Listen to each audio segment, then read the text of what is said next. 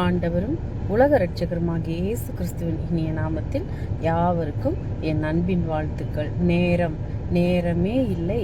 எத்தனை முறை நீங்கள் இப்படி சொல்லியிருக்கிறீர்கள். ஏழை, பணக்காரன், உயர்ந்தவன், தாழ்ந்தவன் என்று அனைவருக்கும் இருப்பது 24 மணி நேரமே. ஒரு நொடி போனால் போனதுதான், அது திரும்ப கிடைக்கவே கிடைக்காது. அதை யாராலும் சேமித்து வைக்கவும் முடியாது. அதனால் நேரத்தை ஞானமாக செலவு செய்வது முக்கியம். அதை எப்படி செய்யலாம்? அநேகருக்கு உதவிய 4 வழிகளை இப்போது சிந்திக்கலாம். திட்டமிடுங்கள். முக்கியமான காரியங்களுக்கு முன்னுரிமை கொடுங்கள். மிக முக்கியமான காரியங்கள் எவையென நீங்கள் நிச்சயப்படுத்திக் கொள்ள வேண்டும் என்று பைபிள் சொல்லுகிறது. செய்ய வேண்டிய வேலைகளில் எது முக்கியமானது, எது அவசரமானது என்று பட்டியலிடுங்கள். உதாரணத்துக்கு, அடுத்த நாள் சமையலுக்கு தேவையான பொருளை வாங்குவது மிக முக்கியமாக இருக்கலாம். ஆனால் அது அவசரமாக இல்லாதிருக்கலாம். உங்களுக்கு ஒருவேளை ஏதாவது நிகழ்ச்சி பிடித்து டிவியில் நீங்கள் பார்க்க வேண்டியது இருந்தால் ஆரம்பத்திலிருந்தே பார்க்க வேண்டும் என்பது அவசரமாக இருக்கலாம். ஆனா அது முக்கியமாக இல்லாதிருக்கலாம். முன்கூட்டியே எதையுமே திட்டமிடுங்கள். மழுங்கிய கோடாரியை தீட்டாமல் பயன்படுத்தினால் வேலை செய்வது மிக கடினமாய் இருக்கும். ஞானமே வெற்றிக்கு வழி என்கிறது பைபிள். கோடாரியை முன்னரமே தீட்டி வைப்பது எப்படி வேலையை சுலபமாக்குமோ, அதே போல் நாம் செய்ய வேண்டிய வேலையை முன்கூட்டியே திட்டமிட்டால் நேரத்தை சிறந்த விதத்தில் பயன்படுத்த முடியும். உங்கள் நேரத்தையும் சக்தியையும் வீணாக்கும் வேலைகளை தவிர்த்திடுங்கள். ஒரு வேலையை நீங்கள் திட்டமிடுவதை சீக்கிரமாக முடித்துவிட்டால் அடுத்ததாக செய்ய நினைத்த வேலையை செய்யுங்கள். ஆக முன்கூடியே திட்டமிடல் நிறைய வேலைகளை செய்து முடிக்க முடியும். தேவையற்ற காரியங்களை தவிர்த்திடுங்கள். நேரத்தை உறிஞ்சும் முக்கியமல்லாத வேலையை தவிர்க்க கற்றுக்கொள்ளுங்கள். பல வேலைகளை இழுத்து போட்டுக்கொண்டு செய்தால் தேவையில்லாத மன அழுத்தம், சோர்வுதான் மிஞ்சும். நேரத்தை வீணடிக்காதீர்கள். வேலை செய்யும் ஒருவர் தயங்காதீர்கள், தள்ளி போடாதீர்கள். காற்று தக்கவாறு இல்லை என்று காத்து கொண்டே இருப்போர் விதை விதைப்பதில்லை. வானிலை தக்கபடி இல்லை என்று சொல்லிக்கொண்டே இருப்போர் அறுவடை செய்வதில்லை. நமக்கிரும் வேலைகளை தள்ளி போட போட நம் நேரம் வீணாகும், வேலையும் குவிந்து கொண்டே போகும். எல்லா சூழ்நிலைகளும் சாதகமாக அமைந்த பிறகு விதைக்கலாம் என்று காத்திருக்கும் விவசாயி கடைசி வரை விதைக்கவும் மாட்டார், அறுவடை செய்யவும் மாட்டார். அதே போல் எதிர்பாராத சம்பவங்கள் நேரிடுமோ என்ற பயத்திலே நீங்கள் சில தீர்மானங்கள் எடுக்க தயங்கலாம். அல்லது ஒரு விஷயத்தை பற்றி எல்லா நுணுக்கமான விவரங்களும் கிடைக்கும் வரை தீர்மானங்கள் எடுக்காமல் காத்திருக்கலாம். தீர யோசித்து தீர்மானங்கள் எடுப்பது முக்கியம்தான்.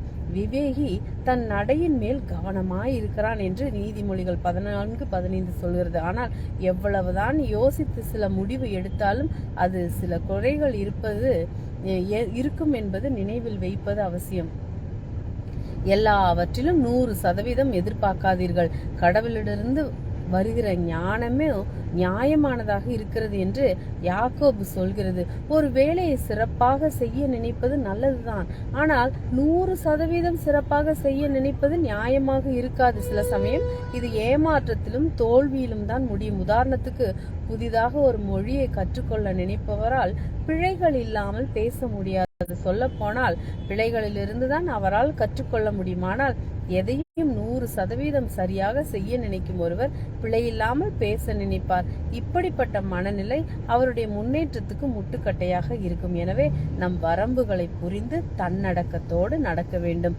தன்னடக்கம் இருக்குமாயின் ஞானமும் இருக்கும் என்று பைபிள் சொல்கிறது. அதோடு தன்னடக்கம் இருக்கும் ஒருவர் தான் செய்யும் பிழைகளை நினைத்து மட்டுமீறி கவலைப்படாமல் அதை லேசாக எடுத்துக்கொள்வார். பொருளை நீங்கள் பணம் கொடுத்து வாங்குவதில்லை, உண்மையில் நேரத்தை கொடுத்துதான் வாங்குகிறீர்கள். பிறப்பிலிருந்து மரணம் வரை வாழ்க்கை சமநிலையோடும் யதார்த்தத்தோடும் நீங்கள் நடந்து கொள்ளுங்கள். அப்பாவும் மகனும் ஒரு வேலையை செய்கிறார்கள், வேலையில் சமநிலையோடு இருங்கள். காற்றை பிடிக்க முயல்வது போன்ற பயனற்ற உழைப்பு 2 கை நிறைய இருப்பதை விட மன அமைதி 1 கையளவு இருப்பதே மேல். வேலையே கதியாக இருப்பவர்கள் அவளுடைய கடின உழைப்பின் பலன்களை ருசிப்பதே இல்லை. வேற எதையும் செய்வதற்கு அவர்களுக்கு சக்தியோ நேரமோ இருப்பதில்லை. சோம்பேறிகளோ எந்த வேலையும் செய்யாமல் வீணாக பொழுதை கழிக்கிறார்கள். எனவே கடினமாக உழைப்பதிலும் அதன் பலனை அனுபவிப்பதிலும் சமநிலையோடு இருக்க வேண்டும் என்று பைபிள் நம்மை உற்சாகப்படுத்துகிறது. அதில் வரும் சந்தோஷம் கடவுளிடமிருந்து நமக்கு கிடைக்கும் பரிசு. நன்கு தூங்கி ஓய்வெடுங்கள். நான் மன அமைதியுடன் படுத்துறங்குவேன் என்றார் ஒரு பைபிள் சங்கீத எழுத்தாளர். உடல் ரீதியிலும் உணர்ச்சி ரீதியிலும் மன ரீதியிலும் ஆரோக்கியமாக இருக்க 8 மணி நேர தூக்கம் நம் எல்லாருக்கும் தேவை. போதுமான தூக்கம் ஞாபக சக்தியும் அறிவாற்றலையும் அதிகரிக்கும், கவனச்சிதறலை தவிர்க்கும். தூக்கமின்மையோ மூளையை மந்தமாக்கும், எரிச்சலடைய செய்யும், விபத்துகளுக்கு காரணமாக இருக்கும். எட்ட முடிந்த இலக்குகளை வையுங்கள். இல்லாத ஒன்றை அடைய விரும்பி அலைந்து திரிவதை விட உள்ளதே போதும் என்று மனநிறைவோடு இருப்பதே மேல். புத்திசாலியான ஒருவர் தன் ஆசைகள் தன்னை ஆட்டி படைக்க அனுமதிக்க மாட்டார். முக்கியமாக நடக்காத ஒன்றை, நடைமுறைக்கு ஒத்து வராத ஒன்றையோ எட்ட முயல மாட்டார். கண்ணை கவரும் விளம்பரங்களால் ஏமாந்து விட மாட்டார். தன்னிடம் உள்ளது போதும் என்று மன நிறைவோடு இருப்பார்.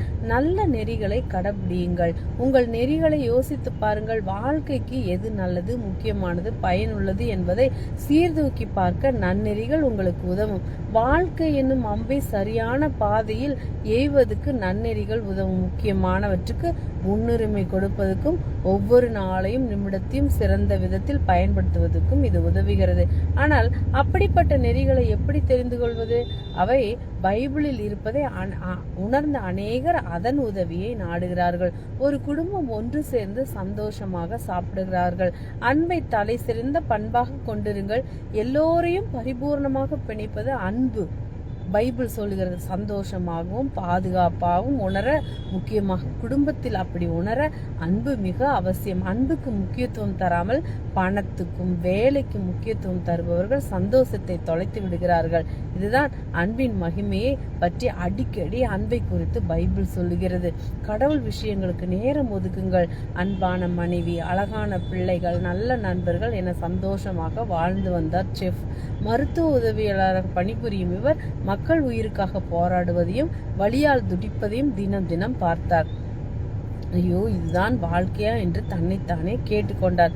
ஒரு நாள் யெகோவாவின் சாட்சிகளுடைய சில பிரசுரங்களை வாசித்தார்.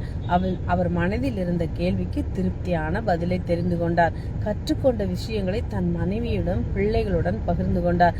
சீக்கிரத்தில் அவர்கள் சாட்சிகளுடன் சேர்ந்து பைபிளை படிக்க ஆரம்பித்தார்கள்.